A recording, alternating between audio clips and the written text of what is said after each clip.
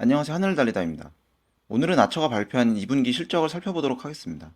이번 2분기 실적에서 아처는 4가지 핵심 분야에서 성과를 발표했습니다. 첫째, FA 인증 및 기체 제작. 둘째, LA 올림픽 공식 파트너십 체결. 셋째, 아랍에미레이트 시장 진출. 넷째, 국방 프로그램 가속화. 첫 번째는 FA 인증 및 기체 제작입니다. 아처는 지난 1분기와 거의 유사한 15%의 FA 진척률을 보였습니다. 주주 소환에 나타내진 않았으나 어닝콜에서 밝힌 부분인데, 개발 진척이 되지 않은 것은 기체 프로펠러를 기존 2협에서 4협으로 설계 변경했기 때문인데요. 아무래도 비행 제어나 소음 면에서 개선이 필요하기 때문에 설계 변경까지 진행한 것으로 보이는데, 특히 수직 이착륙 후 전환 비행을 하는 데 있어 어려움을 느끼게 되면서 후방에 4협 프로펠러를 장착하는 방식으로 개선을 진행했습니다. 이미 승인된 다른 부분의 검증을 다시 진행할 필요는 없지만, 변경된 부분에 대해 추가적인 검증을 진행하는데 시간이 더 걸릴 것으로 예상됩니다. 한편 아처는 6대의 이비톨 항공기를 동시에 생산하고 있으며, 이 중 3대는 이미 최종 조립 단계에 진입한 상태입니다. 완성된 기체는 올 연말 TIA 비행 테스트용으로 활용할 예정이고, 기존 기체는 FAA 인증 전에 조기 판매를 계획하고 있다고 밝혔는데요. 아무래도 개선 전 모델은 VTOL 기능을 제대로 할 수 없기 때문에 미 공군이나 정부에 납품하고, 개선된 모델을 가지고 FAA 인증을 계속 진행하려는 것으로 보입니다. 아처가 새롭게 기체를 설변함으로써 확실하게 문제가 개선되었는지는 아직 명확하게 알리기 어렵습니다. 개선된 기체가 이제 생산되고 있고, 비행 테스트를 통해 명확하게 검증되지 않았기 때문인데요. 작은 버디포트에서 뜨고 날아야 할 VTOL 기능 문제가 개선되지 않는다면 아처 에어택시 사업 자체가 어려운 상황인데, 아무리 시톨로서 활주로를 활용하는 군용 하이브리드 기체를 사용한다 하더라도 UAM 기업으로서의 가치에 의구심을 가질 수밖에 없는 상황입니다. 에어택시 사업과 국방사업 모두 진행 가능한 조비에 비해 반쪽짜리 UAM 기업이 될 리스크도 배제할 수 없기 때문에 올해 남은 기간 동안 개선된 기체가 문제없는지 확인하고 투자해도 늦지 않을 것으로 생각됩니다. 두 번째는 LA 올림픽 공식 파트너십입니다. 아처는 2028년 LA 올림픽에 공식 에어택시 제공 업체로 선정되었습니다. 전 세계인의 이목이 집중되는 이벤트에서 아처를 선보일 절호의 기회인데요.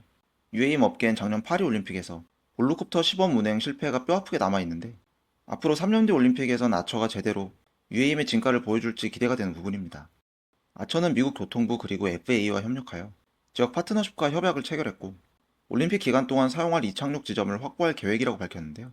이 LA 올림픽을 계기로 UAM 서비스를 대중화하려는 큰 그림을 그리고 있습니다. 세 번째는 본격적인 아랍에미레이트 진출 계획을 통한 글로벌 시장 선점입니다.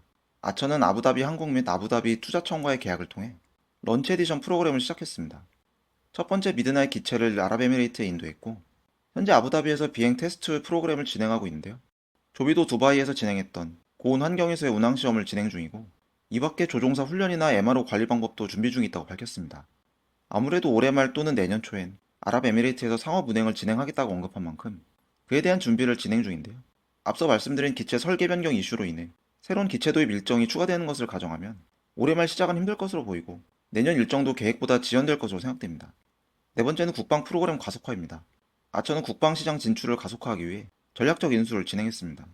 오버에어로부터 특허 포트폴리오와 핵심 인력을 확보했고, 미션 크리티컬 컴포지트로부터는 방위산업에 특화된 복합체 제조 자산과 시설을 인수했습니다.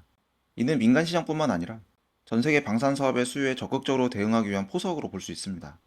오버에어는 고효율 틸트로터 기술을 지닌 기업으로 아처에게 부족한 전환 비행 기술을 보완해줄 수 있는 업체입니다. 여기에 미션 크리티컬 컴포지트로부터 복합 소재 제조 시설을 인수했다는 건 이비톨 제작에 필요한 복합 소재를 자체적으로 제작할 수 있는 역량을 갖추기 위한 것으로 보이는데요.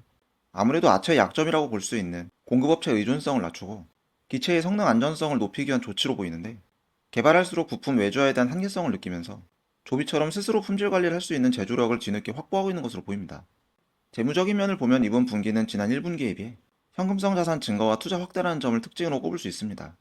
현금성 자산은 지난 1분기 10억 불 대비 약 7억 불 늘어난 17억 2천만 불을 기록했는데, 이는 지난 6월 13일 공시한 8억 5천만 불 규모의 유상증자를 이유로 볼 수 있는데요.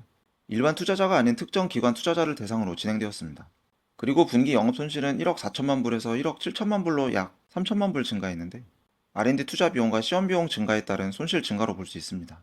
조비와 마찬가지로 FA 인증이 한창 진행되면서 투자 비용이 늘고 있는데, 현재 현금성 자산은 충분하지만 앞으로도 한두 차례 유상증자를 진행할 수 있는 점은 참고해야겠습니다. 어쩌면 지난 분기 조비를 따라잡는 것이 아닌가 생각도 들게 했던 아처가 조금은 흔들렸던 2분기였는데요.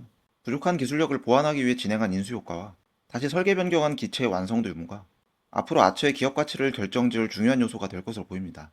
오늘은 아처 2분기 실적을 살펴봤습니다. 다음 시간에 뵙겠습니다. 감사합니다.